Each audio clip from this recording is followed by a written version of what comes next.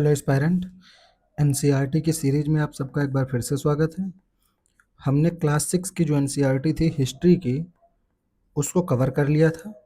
उसमें total 11 chapter थे जो हमने कवर किए। अब हम शुरू करेंगे क्लास 12 की एनसीईआरटी। उसका हिस्ट्री में जो एनसीईआरटी आती है क्लास 12 में, वो 3 पार्ट में आती है। टोटल 3 पार्ट हैं उसके। अब एक पार्ट में एंशिएंट हिस्ट्री दी गई है, एक पार्ट में मिडाइवल और एक में मॉडर्न हिस्ट्री की दी गई। अब हम पढ़ने का हमारा सीक्वेंस क्या रहेगा, हमने क्लास 6 पढ़ा था तो मैं चाहता तो आपको क्लास 7 साथ में करा देता इसी के बाद। लेकिन मैं क्या चाहता हूँ कि क्लास 6 जो एंशिएंट हिस्ट्री से रिलेटेड थी, उसी के साथ में क्लास 12 की एनसीईआरटी पार्ट 1 जो एंशिएंट से रिलेटेड है, उसको भी इसी समय कवर करा दिया जाए, ताकि जो आपका एक सीक्वेंस है वो बना रहे। यानी आप एंशिएंट के ऐसे नोट्स बना लें ताकि वो आप एक सीक्वेंस में रहें और एग्जाम के समय रिवाइज कर पाएँ, ताकि एनसीईआरटी से जो डायरेक्ट क्वेश्चन आ रहे हैं वो आप कवर कर पाएँ। तो चलिए हम क्लास 12 की एनसीईआरटी का पहला चैप्टर शुरू करते हैं। पहले चैप्टर का नाम क्या है? पहला चैप्टर का नाम क्या है इसमें? इसमें जो पहला चैप्टर दिया गया है, वो पहला चैप्टर का नाम है ईंट, मनके और अस्थियाँ, यानी हड़प्पा सभ्यता। पहला चैप्टर किसके बारे में है? हड़प्पा सभ्यता के बारे में। अब इसमें हम क्या क्या देखेंगे? सबसे पहले देखेंगे कि जो हड़प्पाई मुहर है, यानी हड़प्पा सभ्यता में जो मुहर दिखाई गई है, जैसे चित्र दिखाया गया है, एक चौकोर मुहर है। इस पे क्या है? इस पे एक चित्र अंकित है और संभवतः ये क्या है? ये एक लिपि है जो लिखी गई है, जिसे आज तक पढ़ा नहीं गया है। तो क्या है मुहर पर? क्या है मुहर पे? किसी जानवर का चित्र बना हुआ है और लिपि लिखी हुई है संभवतः, क्योंकि ये कन्फर्म नहीं, जब इसको पढ़ा ही नहीं गया तो क्या बताइए लिपि है या कुछ और है। तो इसके बारे में क्या कहा गया है कि हड़प्पाई मुहर जो है, ये सिंधु घाटी सभ्यता की सबसे विशिष्ट पुरावस्तु है। यानी अगर पूछे कभी कि सिंधु घाटी सभ्यता की सबसे विशिष्ट पुरावस्तु कौन सी है, तो होगी हड़प्पाई मुहर। अब वो हड़प्पाई मुहर किससे बनी है? तो एक सलखड़ी नामक पत्थर आता है, यानी सिलखड़ी नामक पत्थर से बनाई गई है। जो सिलखड़ी पत्थर होता था, ये बहुत मुलायम पत्थर है। यानी ये सिलखड़ी पत्थर क्या है? बहुत ज्यादा मुलायम पत्थर है। तो इसी से बनाई गई है ये मुहर। आगे क्या कहता है कि जो ये मुहर है, इस पर सामान्य रूप से जानवरों के चित्र, यानी एक जानवर तो दिख रहा है हमें, तथा एक ऐसी लिपि के चिन्ह उत्कीर्णित है जिन्हें अभी तक पढ़ा नहीं जा सका है। यानी ये सामान्यतः के कहा गया है कि ये लिपि होगी। आगे देखें, आगे बढ़ते हैं तो क्या दिखेगा कि जो इस सभ्यता का नामकरण है, यानी हड़प्पा नामक स्थान जो है, ये इसलिए हड़प्पा सभ्यता कहा गया क्योंकि जहां पर यह पहली बार संस्कृति खोजी गई थी, उस स्थान का नाम क्या था? उस स्थान का नाम ही हड़प्पा था। यानी इसे हड़प्पा संस्कृति क्यों कहा गया? इसे हड़प्पा इसलिए कहा गया कि जहां पर यह संस्कृति खोजी गई, उस स्थान का नाम ही हड़प्पा था, और उसी स्थान के नाम के साथ में इसका क्या नाम रख दिया गया? हड़प्पा सभ्यता नाम रख दिया गया। अब इस हड़प्पा सभ्यता का काल निर्धारण क्या किया गया है कि यह 2600 से 1900 ईसा पूर्व के बीच की है। ठीक है। अगला स्टेटमेंट बहुत जरूरी है, जिसे याद रखना। क्या कह रहा है? इस क्षेत्र में, यानी जहां पर यह संस्कृति खोजी गई है, इस क्षेत्र में इस सभ्यता से पहले और बाद में भी संस्कृतियां अस्तित्व में थी। यानी जहां पर हड़प्पा की संस्कृति थी, इससे पहले भी यहाँ पर संस्कृतियां थी, जिन्हें आरंभिक हड़प्पा संस्कृति कहते हैं या पूर्ववर्ती हड़प्पा संस्कृति। और जो इनके बाद में मिले हैं इसी स्थान पर, उसे परवर्ती हड़प्पा संस्कृति कहते हैं। तो यहाँ पर पहले भी और बाद में भी संस्कृतियां थी, ये हमें देखना। आगे क्या देखेंगे?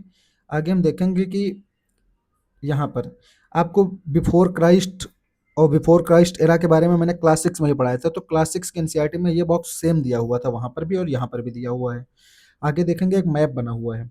अब ये मैप क्या है? इस चैप्टर का सबसे इम्पोर्टेंट सेगमेंट है। इसमें क्या क्या कवर करना है, कैसे कवर करना है, इसके बारे में हम जानकारी लेते हैं। जैसे हमें मैप दिखेगा, ये भारत की आउटलाइन, यानी इसके अंदर जो स्थान दिखाए गए हैं, ये सब भारत के अंदर के स्थान है ये वाले। लेकिन जो ये स्थान है, सब बाहर के हैं।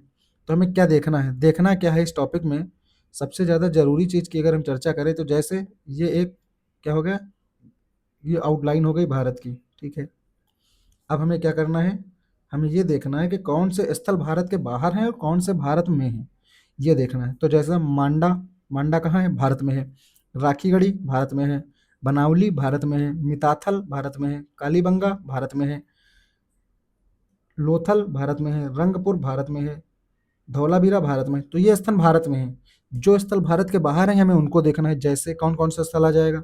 गंवेरी वाला, मोहनजोदड़ो, आमरी, बालाकोट, सुतका गंडोर, गंवेरी वाला, हड़प्पा, ये सब कहाँ है? ये भारत से बाहर स्थल हैं। तो हमें एक सूची बनाना है। कैसी सूची बनाएंगे? हम एक सूची बनाएंगे जिसमें एक तरफ क्या लिखेंगे कि स्थल, एक तरफ लिखेंगे वर्तमान स्थिति, यानी स्थल का नाम लिख देंगे, जैसे कालीबंगा। अब वो कहाँ पर है? उस राज्य का नाम। अब इसके लिए हम आपको एक मैप पहले से दे दिए। अब इस मैप में क्या क्या दिया हुआ है, जैसे मैंने क्या दिया कि जो मांडा है ये कहाँ है, जम्मू कश्मीर में है। राखीगढ़ी कहाँ है, हरियाणा। बनावली कहाँ है, हरियाणा। मिठातल कहाँ है, हरियाणा। यानी 3 स्थल कहाँ है, हरियाणा में। कौन-कौन से, राखीगढ़ी, बनावली और मिठाथल। कालीबंगा कहाँ है, राजस्थान में। धौलावीरा कहाँ है, गुजरात में। नागेश्वर कहाँ है, गुजरात में। लोथल कहाँ है, गुजरात में। रंगपुर कहाँ है, गुजरात में। ये स्थल कहाँ है इतने, ये गुजरात में है। आगे अगर देखना हो, जैसे भारत के बाहर कौन-कौन से स्थल हैं, हड़प्पा भारत के बाहर है, गमेरीवाला बाहर है, मोहनजोदड़ो बाहर है, सुतका गंडोर बाहर है, आमरी बाहर है, बालाकोट बाहर है। तो ये स्थल भारत के बाहर हैं। जो भारत के अंदर हैं, उनको देख लिया। अब मैं दिखाना चाहता हूँ कि यहाँ से किस टाइप के क्वेश्चन पूछे जाते हैं। जैसे एक क्वेश्चन पूछा गया, स्थल का नाम दिया गया है और क्या दिया गया है, उसकी वर्तमान स्थिति। तो जैसे अभी मैंने आपको क्या पढ़ा है, कालीबंगा कहाँ है, कालीबंगा राजस्थान, अभी बताया आपको मैप में। तो कालीबंगा कहाँ है, राजस्थान में। तो सी का 1, यानी सी का 1 सिर्फ एक पता हो तो पूरा आंसर निकाल सकते हैं हम, पूरे के पता होने की ज़रूरत भी नहीं है। राखीगढ़ी कहाँ है, हरियाणा में है। ये हो गया। अब अच्छा करना क्या है, जो ये मैप मैंने बनाया, आप चाहे तो इसी में से सारे स्थल अपने आप अपनी नोटबुक में नोट कर लें, या फिर क्या करें कि आप जो ये मैप दिया हुआ है, इस मैप में आप अपने मन से सारे स्थलों का नाम लिखें और उसकी लोकेशन एक बार खुद से गूगल करके लिखें। तो इससे क्या होगा, आपको लंबे समय तक याद रहेगा। आगे देखेंगे, आगे कुछ सवाल और देखें। अगर जैसे एक सवाल क्या पूछा गया, कौन सा हड़प्पा कालीन स्थल गुजरात में है। भैया गुजरात में कौन सा है, अभी आपको बताया लोथल कहाँ है, गुजरात में है। आगे, कौन से पुरातात्विक स्थल आज के उत्तर प्रदेश में, यानी उत्तर प्रदेश में कौन कौन से हैं। तो क्या बोला, राखीगढ़ी। राखीगढ़ी उत्तर प्रदेश में नहीं, राखीगढ़ी कहाँ, हरियाणा में पड़ा है। तो तीसरा, दूसरा काट दो, तो ये गलत हो जाएगा। अब मंडी और हुलास के बारे में ये मैंने अभी बताया नहीं, लेकिन ये दोनों स्थल कहाँ हैं, ये हैं उत्तर प्रदेश में। अभी आपको आगे पढ़ाऊंगा। आगे, आगे देखेंगे कि स्थल और उसकी नदी के बारे में पूछ रहा है। ये मैंने क्लास 6 के एनसीईआरटी में आपको कराया भी है, वहाँ से आप चाहे तो कवर कर लें, या फिर जो यहाँ पर दिया हुआ है वो यहीं से देख लें। जैसे कुछ नदियों के नाम इसी मैप में दिखाए गए हैं। जैसे क्या देखेंगे, मांडा किस नदी के किनारे है, ठीक है। राखीगढ़ी किस नदी पर है, ये जो आप इसमें नदी दिख रही होगी, नदी की जो आउटलाइन दिखाई गई है, आप बस यही ध्यान दीजिएगा कि उस नदी की आउटलाइन पे कौन सा है। जैसे हड़प्पा कहाँ है, रावी नदी के तट पर, ये ध्यान देना है। तो जैसे ये एक नदी आई है, तो यहाँ देखना है कि राखीगढ़ी, कालीबंगा और बनावली किस नदियों के तट पे है, हम गूगल करके जानकारी निकालेंगे। तो ये यहाँ से काम करना है हमें। जैसे यहाँ पर एक नदी आई है, देखो माही, एक आई साबरमती, और यहाँ पर स्थल भी है, तो लोथल और रंगपुर देखना है किस नदियों के तट पर हैं। तो ये काम करना है आपको गूगल करके। आगे, अगर आगे हम बढ़ें तो क्या लिखेगा कि विकसित हड़प्पा से पहले भी कई संस्कृतियाँ अस्तित्व में यहीं पर थीं। यहाँ पर जो ये विकसित हड़प्पा की संस्कृति आई, इससे पहले भी कई कई संस्कृतियाँ यहीं पर थीं। आगे देखेंगे कि जो आरंभिक हड़प्पा स्थल हैं, उनकी संख्या चोलिस्तान में। चोलिस्तान क्या है, थार रेगिस्तान से लगा हुआ पाकिस्तान का रेगिस्तानी क्षेत्र। तो थार रेगिस्तान जैसे है, ये वाला भारत का आउटलाइन है इस साइड का, तो यहाँ से जो ये वाला क्षेत्र पाकिस्तान का मिला करके, तो इस क्षेत्र की बात करता है। तो क्या कह रहा है कि जो बस्तियों की कुल संख्या है, और आरंभिक हड़प्पा स्थल की कुल संख्या है, और विकसित हड़प्पा स्थल, तो जो आरंभिक हड़प्पा स्थल है वो चोलिस्तान में कम है, सिंध में ज़्यादा है। ये याद रखना है। वैसे ही विकसित हड़प्पा स्थल चोलिस्तान में ज़्यादा है, सिंध में कम है। तो ये हमें फैक्ट के तौर पे याद रखना है। आगे बढ़ें अगर, तो आगे हम देखेंगे कि हड़प्पा स्थल से क्या-क्या मिला। हड़प्पा स्थल से अनाज के दानों में कौन-कौन सी फसलों के साक्ष्य मिले, तो गेहूँ से जानकारी थी इनको, जौ की भी जानकारी थी, दाल की भी जानकारी थी, सफ़ेद चना की जानकारी थी और तिल की जानकारी थी। यानी हमें याद रखना है, कभी पूछ ले कि हड़प्पा स्थल, हड़प्पा काल के लोगों को किन-किन फसलों के बारे में जानकारी थी। तो यहाँ गेहूँ, जौ, दाल, सफ़ेद चना और तिल। तो हमें ऑप्शन में जब सफ़ेद चना मिलेगा तो हम काट देंगे, हमें लगेगा ये तो मॉडर्न समय की कोई चीज़ होगी। पर दिया हुआ है जब एनसीईआरटी में, तो हमें याद रखना है। आगे क्या रखना है कि जो बाजरे के दाने हैं, वो गुजरात के स्थलों से मिले हैं, और चावल के दाने अपेक्षाकृत कम पाए गए, पर पाए गए हैं। अगर गेहूँ, जौ, दाल, सफ़ेद चना और तिल के साथ में क्या मिला है, बाजरा और चावल, यानी ये चीज़ें मिली हुई हैं, तो ये याद रखना है। आगे क्या है कि वो पालतू जानवर रखते थे, यानी जानवरों को पालते थे। अब क्या कह रहे हैं, आरंभिक हड़प्पाई संस्कृति के कुछ क्षेत्र हैं। जैसे सिसवल का क्षेत्र कहाँ है, ये गूगल करिएगा आप। ये आपका काम है कि आप करिए, क्योंकि मैं चाहूँ तो मैं सारे लिख दूँ, आप उसको नोट कर लेंगे, पर आपका काम क्या है कि आपको लंबे समय तक याद रखना है। तो सिसवल क्या है, आरंभिक हड़प्पा संस्कृति का एक क्षेत्र है। वैसे आमरी नाल क्या है, आरंभिक हड़प्पा संस्कृति का एक क्षेत्र है। कोटदीजी भी आरंभिक हड़प्पा का है, और दम्बसा दात ये भी आरंभिक हड़प्पा का है। तो हमें तो ये देखना है किसमें से कौन कौन से भारत में थे, कौन से भारत के बाहर हैं, और उनकी एग्जैक्ट लोकेशन वर्तमान में क्या है। ये काम आपका है करना इस मैप का, क्योंकि एक मैप मैंने आपको तुरंत करा दिया, जैसे ये ऊपर वाला मैप था, मैंने इसकी सारी लोकेशन इसमें दिखा दी, तो आप यहाँ से देख के भर लेंगे। अब जैसे भरने में आपको कभी अगर कोई दिक्कत लगे, तो जैसे मैं आपको क्या करा दूँ कि ये मांडा कहाँ है, अगर करना हो तो मांडा कहाँ है, मांडा है जम्मू कश्मीर में। वैसे ही ये जो स्थल हैं ये कहाँ के हैं, ये हैं हरियाणा के स्थल। ये स्थल कहाँ के हैं, ये हरियाणा के, ठीक है। कालीबंगा कहाँ है, राजस्थान में है। वैसे नागेश्वर, धौला, ये सारे स्थल कहाँ, ये गुजरात में है। तो ये मैंने पहले करा दिया, तो आपको इसमें टाइम लगेगा नहीं। तो आपका क्या काम है, आपका काम है कि इस मैप के बारे में जानकारी लीजिए। आगे बढ़ें। आगे बढ़ेंगे तो हम क्या देखेंगे, आगे बढ़ेंगे तो देखेंगे कि वृषभ के विषय में जानकारी थी, यानी बैल के विषय में जानकारी थी। सामान्यतः उनका प्रयोग किस लिए करते थे, खेत जोतने के लिए करते होंगे। और जो बनावली है, बनावली कहाँ है, हरियाणा में। यहाँ से मिट्टी का एक हल मिला है, ये इंपॉर्टेंट फैक्ट है, मिट्टी का हल कहाँ से मिला है, बनावली से। आगे जो कालीबंगा है, कालीबंगा कहाँ है, राजस्थान में। तो यहाँ पर क्या मिले, यहाँ से जुते हुए खेत मिले, यानी जुते हुए खेत कालीबंगा, और मिट्टी का हल बनावली से मिला है। आगे देखेंगे कि जो इस खेत में है, हल रेखाएं एक दूसरे को समकोण पर काटती हैं, यानी हल रेखाएं ऐसे काट रही हैं। इससे क्या मतलब निकलता है, इससे मतलब ये निकलता है कि दो फसलें एक साथ बोई जाती थी। आगे क्या लिखा है, जो दर्शाते हैं कि एक साथ दो अलग अलग फसलें उगाई जाती थी। ठीक है, जैसे क्वेश्चन भी पूछा गया, क्वेश्चन क्या पूछा गया कि निम्नलिखित में से कौन सा हड़प्पा कालीन स्थल से हल का टेराकोटा प्राप्त होने, हल कहाँ से मिला है, तो हल भैया बनावली से मिला है, मैंने अभी आपको बताया। आगे एक सवाल पूछा गया, सिंधु घाटी स्थल पर हल की खोज से संबंधित टेराकोटा की प्रतीक कहाँ मिली से, तो ये भैया बनावली से भी मिली है। ठीक है, आगे देखेंगे। अगर आगे बढ़े तो हम क्या मिलेगा कि जो आरंभिक हड़प्पा स्थल है वो अर्धशुष्क क्षेत्रों में स्थित थे। ऐसा ही एक स्थल अफगानिस्तान में, उसका नाम क्या है, सोर्तगुई। सोर्तगुई कहाँ है, तो एग्जैक्ट लोकेशन याद होनी चाहिए। सोर्तगुई अफगानिस्तान में एक हड़प्पा स्थल है, और यहाँ से नहरों के अवशेष मिले हैं। यानी सोर्तगुई से अगर कभी पूछे कि क्या मिला है, तो सोर्तगुई से मिला है नहरों के अवशेष। सोर्तगुई कहाँ है, अफगानिस्तान में है, ये याद रखना है। ठीक है, आगे बढ़ें। आगे बढ़ेंगे तो देखेंगे क्या, देखेंगे कि जो ये नहरें हैं इनका प्रयोग सिंचाई में होता, तो कभी स्टेटमेंट में बना दिया जाएगा कि सिंचाई में नहरों का प्रयोग किया जाता था, तो ये बात सही होगी। इसी तरह की इसके अतिरिक्त क्या है, धौलावीरा जो है, गुजरात में मिले जलाशयों का प्रयोग संभवतः कृषि के लिए जल संचयन हेतु किया जाता था। यानी अगर कभी पूछे कि जलाशय कहाँ से मिले हैं, तो गुजरात के धौलावीरा से क्या मिले हैं, जलाशय मिले हैं। ये आपको नोट कर लेना है, गुजरात के धौलावीरा से क्या मिला है, जलाशय। आगे बढ़ेंगे तो कुछ चक्कियाँ भी मिली हैं, ठीक है, अनाज पीसने के लिए। ये याद, इसको याद रखें या ना रखें, इससे कोई फर्क नहीं पड़ेगा आपका। लेकिन धौलावीरा से क्या मिला है, जलाशय मिला है। ये मैंने यहाँ पे भी चित्र में बनाया है, और यहाँ पे भी यह लिखा है हुआ है कि धौला गुजरात में है, और यहाँ से जलाशय मिला है, और जलाशय का प्रयोग संभवतः कृषि के लिए होता था। ये हो गया। आगे देखेंगे। आगे देखेंगे मोहनजोदड़ो। तो अगर कभी ये पूछ ले सिर्फ कि एक हड़प्पा सभ्यता का कौन सा एक शहर नियोजित है, तो नियोजित शहरी केंद्र कौन सा है, वो है मोहनजोदड़ो। तो ये तो दो दो लाइन यहीं पे लिखी है, इसी से क्वेश्चन बनाया जा सकता है। आगे मोहनजोदड़ो सबसे प्रसिद्ध पुरा स्थल है, और सबसे पहले खोजा गया स्थल हड़प्पा था। यानी अगर पूछे कि इंडस वैली सिविलाइजेशन का सबसे फेमस स्थल कौन सा है, तो वो है मोहनजोदड़ो। लेकिन सबसे पहले खोजा गया स्थल कौन सा है, तो वो है हड़प्पा। दो अलग अलग चीजें हैं, यानी पहले किसकी खोज हुई है, वो है हड़प्पा। लेकिन सबसे ज्यादा फेमस कौन सा है, वो है मोहनजोदड़ो। ठीक है, अब जो मोहनजोदड़ो है दो भागों में विभाजित है, यानी एक छोटा भाग है लेकिन ऊंचाई पर बना है। अब उसको क्या कहते हैं, उसको भैया कहेंगे दुर्ग। आगे मिलेगा यहाँ पर, इसे दुर्ग कहेंगे। और जो बड़ा भाग है कम ऊंचाई पर बनाया गया, वो निचला शहर के नाम से जाना जाएगा। अब क्या लिखा है कि दुर्ग की ऊंचाई का कारण क्या था, कि जो इसका चबूतरा है वो कच्ची ईंटों पर बनाया गया है, यानी कच्ची ईंटों के ऊपर बनाया गया इसलिए ऊंचा है। और दुर्ग को दीवार से घेरा गया था, और निचला शहर भी दीवार से घिरा हुआ, यानी मोहनजोदड़ो में दुर्ग और निचला शहर दोनों दीवार से घिरे हुए हैं, यानी दोनों की बाउंड्री बनाई गई है। आगे क्या कहता है कि हड़प्पा सबसे पहले खोजा गया स्थल था। तो ये एक पहला सवाल यहीं से बन गया कि हड़प्पा सबसे पहले खोजा गया स्थल था, यानी सबसे पहले किस स्थल की खोज हुई थी, तो हड़प्पा की। आगे 1875 में ही भारतीय पुरातात्विक सर्वेक्षण के पहले जनरल, यानी अगर कभी पूछ ले कि भारतीय पुरातात्विक सर्वेक्षण के पहले जनरल कौन है, तो उनका नाम क्या है, अलेक्जेंडर कनिंघम। और अलेक्जेंडर कनिंघम का ही दूसरा क्वेश्चन क्या पूछा जा सकता है कि भारतीय पुरातत्व का जनक, तो भारतीय पुरातत्व का जनक कौन है, अलेक्जेंडर कनिंघम। ये याद रखना है यहाँ से। इसके अलावा अगर बढ़ेंगे हम आगे, तो हमें कुछ मिलेगा ईंटों के बारे में। ईंट के बारे में क्या कहा है, ईंटें जो है एक निश्चित अनुपात की थी, यानी ईंटें कहीं भी बनाई जा रही हो, जैसे पूरी एक संस्कृति है हड़प्पा, तो चाहे बनावली हो, चाहे राखीगढ़ी हो, चाहे मोहनजोदड़ो हो, चाहे हड़प्पा हो, चाहे कोई भी स्थल हो, ईंटें कहीं भी बनाई जा रही हों, पर ईंटों का अनुपात निश्चित है, यानी ईंटें एक ही आकार की बनाई गई हैं।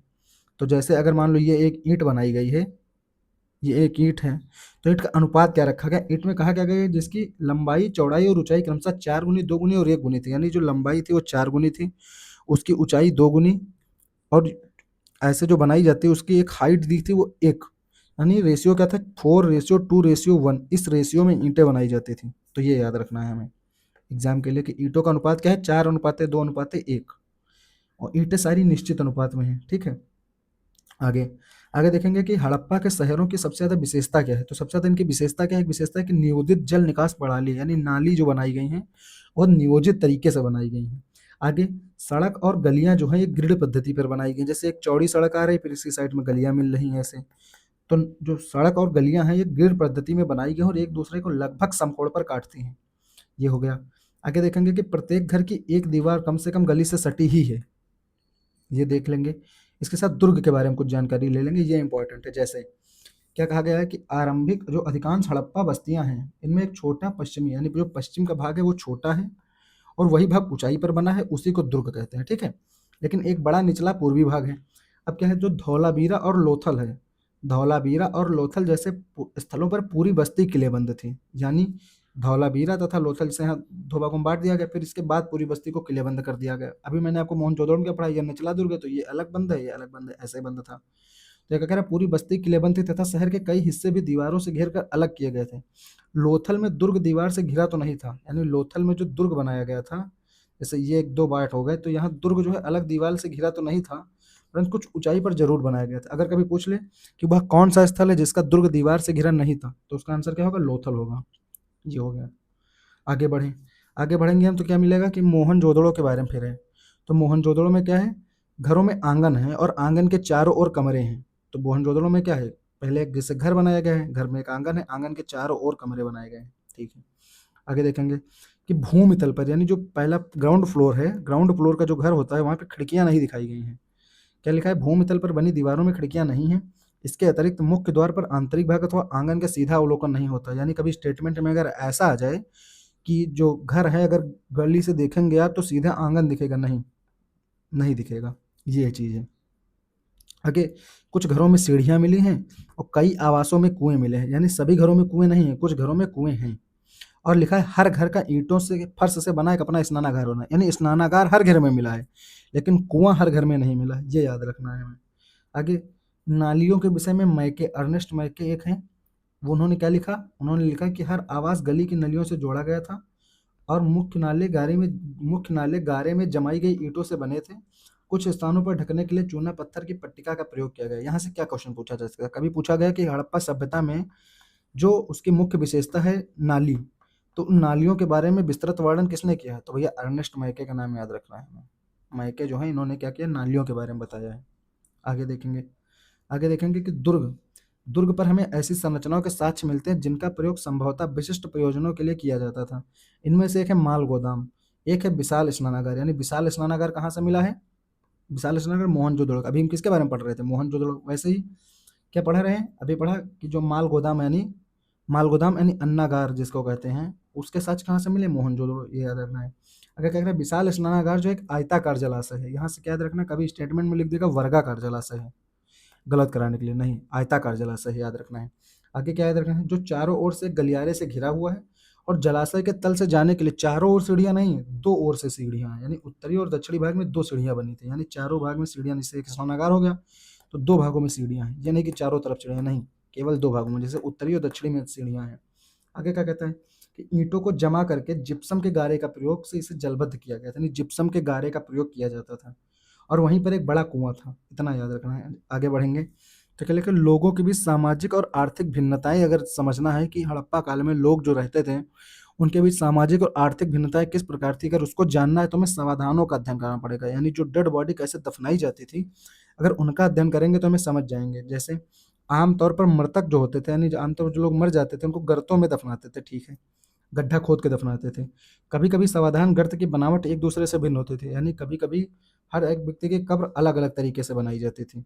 अब कुछ स्थानों पर जो है गर्त की सतहों पर ईंटों की चिनाई होती थी, कुछ कब्रें जो है वहाँ नीचे उनका धरातली भाग है, आधारी भाग, उस पर क्या है, ईंटों से चिनाई की गई है।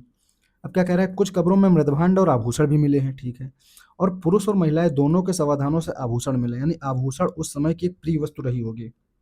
आगे क्या कहता है कि हड़प्पा में एक कब्रिस्तान मिला, यानी हड़प्पा में कब्रिस्तान की खोज हुई, वहां पे क्या मिला कि एक पुरुष की खोपड़ी के समीप शंख के 3 छल्ले, जैस्पर, जैस्पर क्या है, एक प्रकार का उपरत्न है, और वहां से मनके साथ में दफनाए गए मिले हैं और कहीं-कहीं पर तांबे का दर्पण का साथ में दफनाया जाना भी मिला है।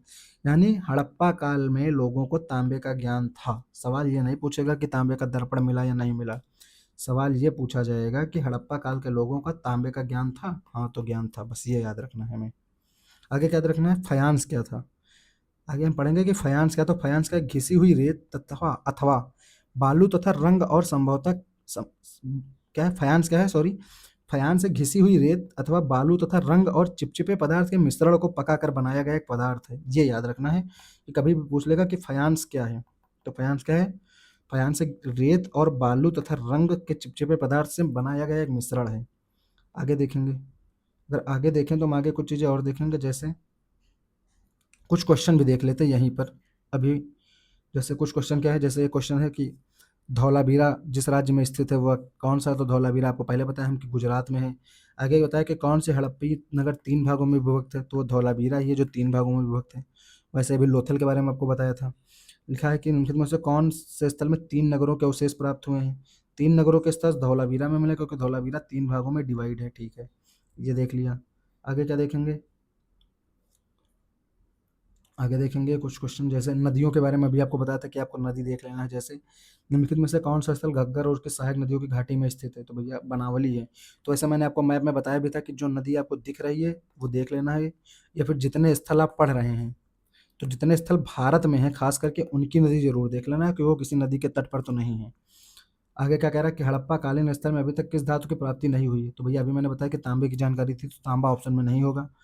स्वर्ण और चांदी के बारे में आपको भी बताया नहीं, लेकिन लोहे की जानकारी आपको पहले पढ़ाया था एनसीईआरटी में। जब मैं क्लास 6 के पढ़ा रहा था तो वहाँ पे आपको बताया था कि लोहे की जानकारी जो है वो हड़प्पा काल के लोगों को नहीं थी, जबकि लोहे की जानकारी कब शुरू हुई? तो लोहे की जानकारी उत्तर वैदिक काल में आके लोगों को पता चली। तो ये यहाँ से क्वेश्चन मिल जाएंगे आपको। कुछ क्वेश्चन और मैं आपको दिखा दूँ, जैसे अभी ऐसे ये दिखा दूँ कि सिंधु घाटी सभ्यता जानी जाती है, तो भी आपको पता है कि इनका नगर नियोजन बहुत उत्कृष्ट था, इसलिए तो ठीक है। आगे किस लिए जानी जाएगी? आगे जानी जाएगी कि मोहनजोदड़ो और हड़प्पा के लिए, ठीक है, ये 2 स्थल हैं, तो सिंधु घाटी सभ्यता को इन्हीं 2 स्थलों के नाम पर ज़्यादा नाम मिला, तो दूसरा भी सही हो जाएगा, पहला भी सही। अगला, अपने उद्योगों के लिए बहुत सारे कारखाने मिले, मैंने अभी आपको बताया कि चंदोदड़ो में, बनावली में, गुजरात के जो स्थल हैं यहाँ पे क्या है, यहाँ सब कारखाने ही तो लगे हैं, तो अपने उद्योगों के लिए तो पहला, दूसरा, चौथा तो पक्का सही है, लेकिन ऑप्शन में क्या है, सारे हैं। भाई तीसरा क्या है, कृषि संबंधी कार्य के लिए नहीं, मैंने अभी आपको पढ़ाया भी था किस प्रकार की कृषि होती है, जैसे जौ के साक्ष्य मिले हैं, चावल के मिले हैं, दाल के मिले हैं, तिल के मिले हैं, तो कृषि के लिए भी जानी जाती है, इसलिए सभी इसका आंसर सही हो जाएगा। आगे अगर कोई स्थल दिखाना हो, कौन से? उत्तर प्रदेश में आपको पहले करा दिया। आपको ये एक क्वेश्चन और दिखा रहा हूँ, जैसे स्थापित सिंधु घाटी सभ्यता जो है ये जिन नदियों के तट पर बसी थी वो कौन कौन सी थी? तो एक सिंधु नदी है, एक चिनाब नदी है, एक झेलम, एक गंगा। तो मैंने कोई भी स्थल अभी नहीं पढ़ा है आपको जो गंगा नदी के तट पर हो, तो यानी 3 के तट पर तो है, जैसे सिंधु, झेलम और चिनाब के तट पर तो आपको स्थल दिख रहे होंगे, तो इसका उत्तर भी यही होगा। और गंगा नदी इसमें शामिल नहीं, क्योंकि गंगा नदी के तट पर मिलने वाला स्थल मतलब जो गंगा नदी के तट पर मिले हो, पर ऐसा कोई स्थल हमने पढ़ा ही नहीं उस मैप में जो गंगा नदी के तट पर मिलता हो। जैसे अगर मैं आपको मैप में फिर से एक बार दिखाऊं, तो जो मैप बना हुआ था, जैसे ये मैप है, तो यहाँ पे क्या है, ये गंगा नदी है। अब आप देखेंगे कि गंगा नदी के आसपास कोई स्थल नहीं है। भाई मिथाथल है, तो मिथाथल यमुना नदी से भी पहले है ना। गंगा नदी के तट पर तो कोई स्थल ही नहीं दिख रहा, और ये मैप में भी नहीं दिखाया गया, तो ये नदी तो बाहर हो जाएगी। फिर जो बचेंगे, जैसे सिंधु नदी के तट पर, बिल्कुल ये सिंधु नदी है, तो यहीं पे सिंधु नदी इधर से आती है, तो यहाँ स्थल मिल जाएंगे। झेलम के पास भी मिल जाएंगे, चिनाब के पास भी मिल जाएंगे भाई, लेकिन वहाँ पर नहीं मिलेंगे। जैसे ये स्थल है ना, जो ये मानचित्र में दिखाया गया, ये स्थल है, इनका नाम नहीं लिखा पर ये स्थल है, क्योंकि यहाँ पे साफ साफ लिखाया गया है मानचित्र में, जो स्थल है इसी तरह से दिखाए गए हैं। आगे बढ़ेंगे, अगर आगे बढ़ें तो हम कुछ चीज़ें और देख लें इस टॉपिक में।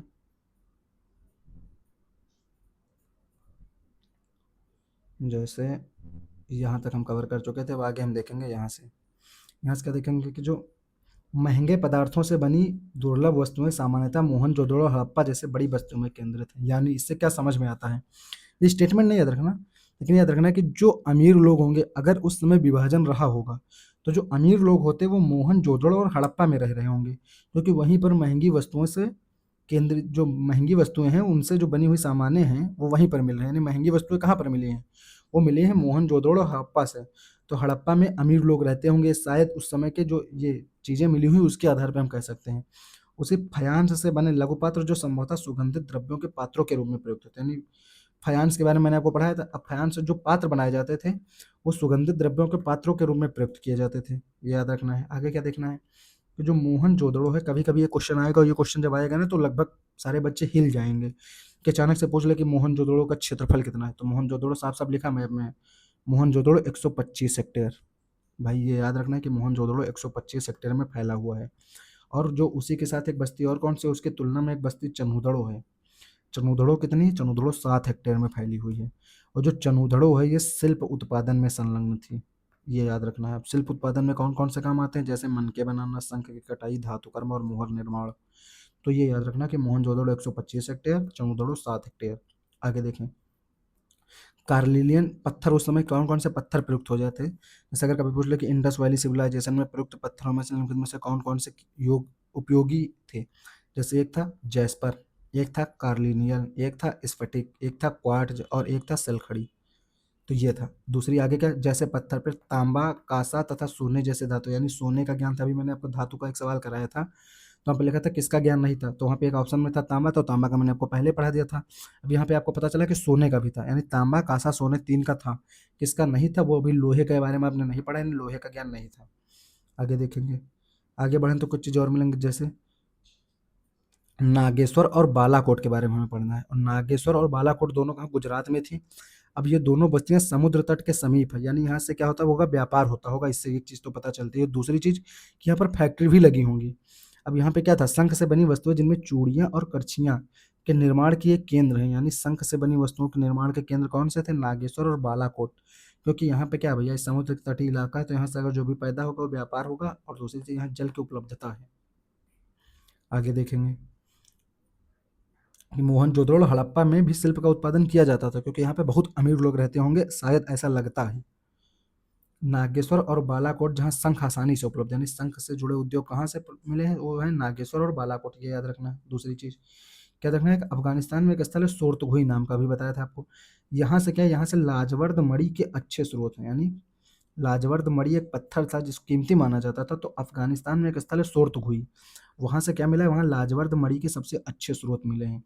आगे क्या, लोथल एक स्थल है गुजरात का, जहाँ कार्लिनियन यानी गुजरात में एक भड़ौच भी है, याद रखना कि भड़ौच कहाँ है, गुजरात में, ठीक है। लोथल जो कार्निलियन और सिलखड़ी और धातु के स्रोतों के निकट स्थित है, यानी लोथल से कहाँ मिलता था, कार्लिनियन पत्थर, और धातु के स्रोत जो है कहाँ से, लोथल से मिले हैं, ठीक है। आगे देखेंगे कि राजस्थान का एक स्थल है खेतड़ी अंचल, तांबे के लिए प्रसिद्ध है। यानी कभी सिर्फ इतना याद रखना है, खेतड़ी अंचल कहाँ है, खेतड़ी अंचल राजस्थान में। जैसे और सवाल पूछे गए ना अभी तक कि ये स्थल है, ये कहाँ स्थित है, वैसे कभी पूछ लेगा खेतड़ी अंचल कहाँ है, तो खेतड़ी अंचल कहाँ है, खेतड़ी अंचल राजस्थान में, और तांबे के लिए प्रसिद्ध है। या पूछ लेगा खेतड़ी अंचल किसके लिए फेमस है, तांबे के लिए। ऐसे दक्षिण भारत सोने के लिए प्रसिद्ध था। उस समय जो इस स्रोत कच्चा माल कहाँ से लेते थे भाई, अगर तांबा लेना होगा तो खेतड़ी अंचल यानी राजस्थान से आयात करते थे, और सोना दक्षिण भारत से आयात करते थे। और जो खेतड़ी क्षेत्र में मिले साक्ष्य हैं, इन्हीं के आधार पर इसे क्या कहा गया है, गणेश्वर जोधपुरा संस्कृति, यानी गणेश्वर जोधपुरा संस्कृति। पूछ ले अगर किस राज्य में है, तो वह है राजस्थान, और राजस्थान की जगह खेतड़ी अंचल भी दे सकता है ऑप्शन में, तो ये याद रखना है। आगे देखेंगे, ये जैसे इसमें क्या देखना है, हड़प्पा कहाँ पे है, मेलुहा कहाँ है, लोथल कहाँ था, सुतका गेंडोर कहाँ है। तो ये चीज़ें तो मैंने आपको करा दी, हड़प्पा, लोथल। अब आपको मेलुहा बताना है कहाँ था, या मेलुहा को कमेंट बॉक्स में बताना है कि मेलुहा कहाँ था। आगे आगे देखेंगे, उरूक और उर ये मेसोपोटामिया सभ्यता के क्षेत्र हैं, ये याद रखना। उरूक और उर कहाँ है, ये मेसोपोटामिया सभ्यता के क्षेत्र हैं, ठीक है। आगे देखेंगे कि जो तांबा है उसका संभवतः प्रायद्वीपीय भारत के दक्षिण पूर्व छोर पर स्थित ओमान से भी लाया जाता था, यानी तांबे का आयात ओमान से भी किया जाता था। अगर पूछ ले ओमान से किस चीज़ का आयात करते थे लोग, तो तांबे का करते थे। अब इससे भी जरूरी चीज़ क्या है कि विदेश व्यापार होता था। अगर तांबा ओमान से आ रहा है तो इसका अर्थ क्या हुआ कि विदेश व्यापार होता था। ये हमें जानकारी लेनी है बस। आगे और बढ़ेंगे तो आगे मिलेगा कि जो एक मेसोपोटामिया की एक मुहर मिली है, इस पे कुबड़दार वृषभ का चित्र मिला है, जो सिंधु घाटी सभ्यता से लिया गया प्रतीत होता है। यानी इससे ये भी पता चलता है कि एक दूसरे की संस्कृतियां आपस में कुछ ना कुछ मिली हुई थी, ठीक है। एक स्थल है मगान, जो संभवतः ओमान के लिए प्रसिद्ध नाम है, यानी ओमान को ही मगान कहा जाता था। और यह क्षेत्र तांबे के आगमन के संदर्भ में मिलते हैं, यानी तांबे का आयात कहाँ से होता था, ओमान। ओमान की जगह क्या लिख सकता है, मगान, ये याद रखना है। एक स्थल इसी तरह का दिलमुन, दिलमुन संभवतः बहरीन द्वीप, ठीक है। मगान तथा मेलुहा संभवतः हड़प्पाई क्षेत्र के लिए प्रयुक्त शब्द नाम क्षेत्रों में संपर्क की जानकारी मिलती है। यानी दिलमुन किसको कहते थे? बहरीन को। बहरीन का क्या नाम मिला है? दिलमुन। मगान तथा मेलुहा संभवतः हड़प्पाई क्षेत्र के लिए प्रयुक्त शब्द है। अभी आपको बताया कि मगान ओमान को भी कहा जाता था। मेलुहा के बारे में आपको बताना है, मैंने पहले बताया, कमेंट बॉक्स में जरूर बताइएगा। अगर कह रहे दिलमुन, दिलमुन के जो बाट हैं, दिलमुन यानी बहरीन, बहरीन में कुछ बाट मिले हैं, वो हड़प्पाई मानक कंसोल करते थे, यानी बहरीन से भी व्यापार होता था, इससे ये मिलता है सच। अब मेलुहा के विषय में क्या कहा गया है कि मेलुहा के विषय में कहा गया है कि तुम्हारा पक्षी हाजा पक्षी हो। हाजा पक्षी मोर था, यानी क्या याद रखना है कि जो हाजा पक्षी है, अगर पूछ ले हाजा पक्षी किसे कहते हैं, ऑप्शन में दे देगा कौवा, कबूतर, ऐसे तो मोर होगा। हाजा पक्षी क्या है? मोर है, ये याद रखना है। आगे क्या देखना है कि जो मेसोपोटामिया के लेख हैं, मेलुहा के नाविकों को, मेलुहा को क्या कहते हैं? मेसोपोटामिया के जो लेख मिले हैं वहां से मेलुहा को कहा गया है कि मेलुहा जो है नाविकों का देश है। यानी अगर कभी पूछे नाविकों का देश किसे कहते हैं तो वह है मेलुहा को। मेलुहा को क्या कहते हैं? नाविकों का देश कहते हैं।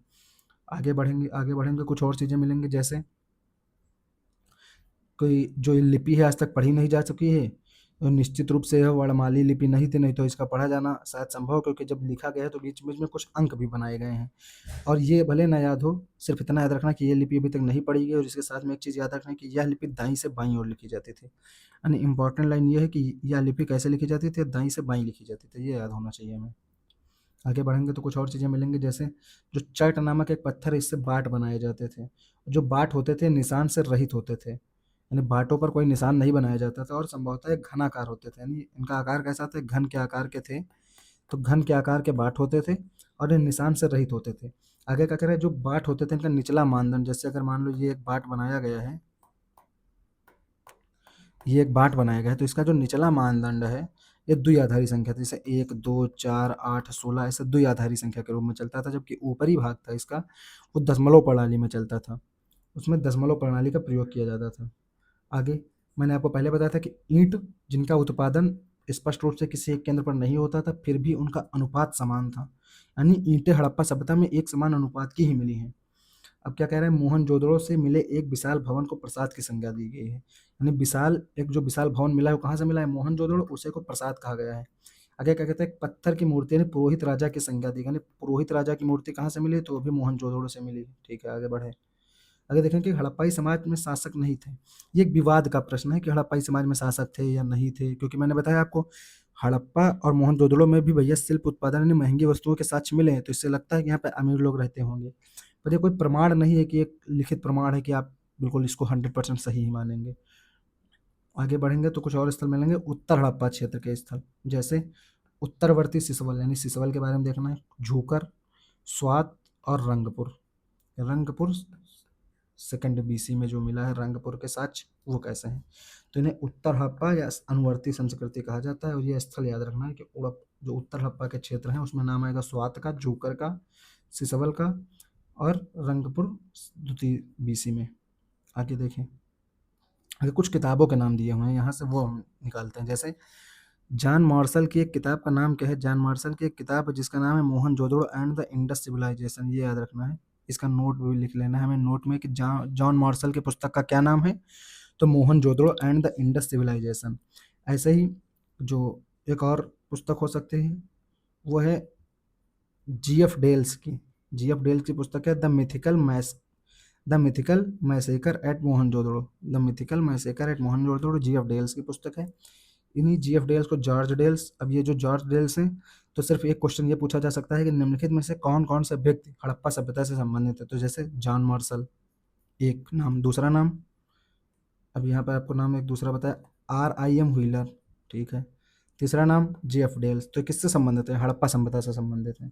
आगे क्या लिखा है कि ऋग्वेद में पुर शब्द का उल्लेख है। अब उस पुर का अर्थ क्या है? वहाँ पर प्राचीन किला या गढ़ है, और जो आर्यों के युद्ध के देवता हैं उन्हीं को इंद्र को पुरंदर भी कहा जाता है, यानी गढ़ विध्वंस, यानी युद्ध के देवता इंद्र को क्या कहते हैं? पुरंदर कहते हैं। पुरंदर कौन है? युद्ध के देवता है, ये याद रखना है।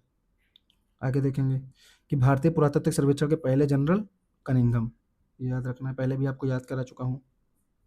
आगे देखेंगे कि दयाराम साहनी किससे रिलेटेड है? हड़प्पा से, यानी अगर पूछे दयाराम साहनी किससे रिलेटेड है तो हड़प्पा से। राखलदास बनर्जी मोहनजोदड़ो से, ये याद रखना है। और SN राव की पुस्तक है the story of Indian archaeology, the story of Indian archaeology किसकी है? SN राव की है, ये याद रखना है। इसके अलावा कुछ चीज़ें याद रखने जैसे आर आई एम व्हीलर जो हड़प्पा सभ्यता से संबंधित है, इनकी पुस्तक का क्या नाम है, my archaeological mission to India and Pakistan, ये याद रखना है। एक कुछ चीज़ें ये भी है, जैसे अन्य वस्तुएं संभवतः पुनः चक्रित की जाती थी, यानी हड़प्पा काल में रिसाइकिल का प्रोसेस फॉलो किया जाता था, अगर कभी स्टेटमेंट में आ जाए तो ये सही होगा। आगे देखेंगे, कालीबंगा और लोथल से क्या मिला है, कालीबंगा और लोथल से वेदिकाएं मिली हैं, वेदियां कहाँ से मिली हैं, कालीबंगा और लोथल से, ठीक है। आगे क्या कहते हैं, मान्यता अनुसार प्रकृति की पूजा के संकेत देते हैं, नहीं हड़प्पा सभ्यता में प्रकृति की पूजा होती थी, ठीक है, एक चीज। दूसरा, एक सींग वाला जानवर भी मिला है। आद्य शिव हिंदू धर्म के प्रमुख देवताओं में से एक आरंभिक रूप की संज्ञा दी, यानी आद्य शिव कहाँ से संबंधित है, तो इंडस वैली सिविलाइजेशन से संबंधित है, याद रखना है। ऋग्वेद में रुद्र नामक देवता का उल्लेख है, ये चीज़ आपको याद रखनी है। ये याद रखना है सबसे ज़्यादा जरूरी कि समन क्या है, समन कौन था, अगर पूछ ले समन, तो समन वे महिलाएं और पुरुष होते हैं जो जादुई तथा इलाज करने की शक्ति होने के साथ ही दूसरी दुनिया से संपर्क साधने का सामर्थ्य का दावा करते हैं। यानी क्या है, समन कौन है, समन है, समन में महिलाएं और पुरुष दोनों शामिल हैं।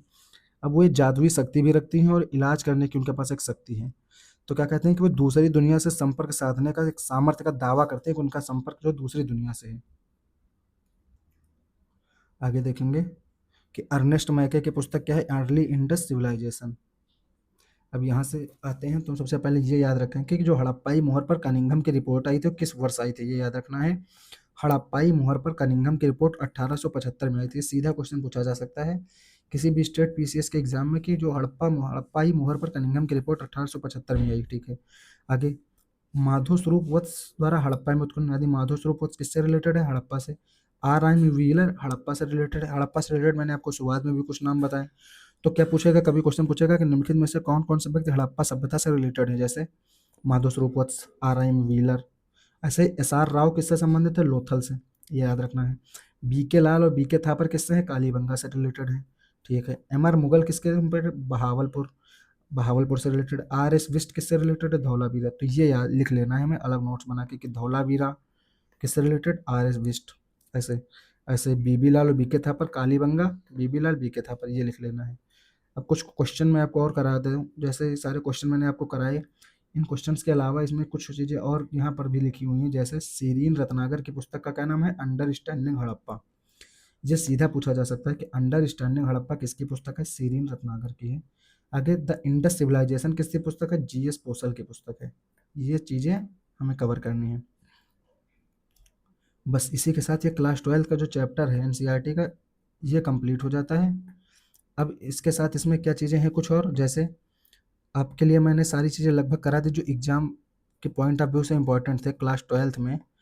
अब इसमें जो ये वीडियो की टाइमिंग है ये शायद थोड़ी बड़ी लगेगी, क्योंकि क्लास 6 में बहुत छोटे छोटे चैप्टर थे तो वो लगभग 15 से 20 मिनट में कंप्लीट हो जाते थे। यहाँ शायद वीडियो 30 मिनट के आसपास भी चला जाए, पर आपको सबसे ज़्यादा ज़रूरी काम करना है, धैर्य बना के पढ़ते रहना है।